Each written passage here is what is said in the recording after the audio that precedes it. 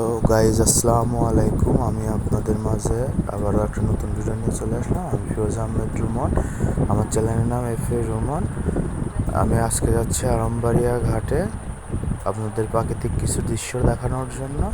আপনারা সবাই আমার পাশে থাকবেন, আমার চ্যানেলটি সবাই সাবস্ক্রাইব করে দিবেন আর দোয়া করবেন যাতে আমি ভালো ভালো ভিডিও দিতে পারি আপনাদের মাঝে। সবাই দোয়া করবেন ইনশাল্লাহ। আসসালামু আলাইকুম, ধন্যবাদ।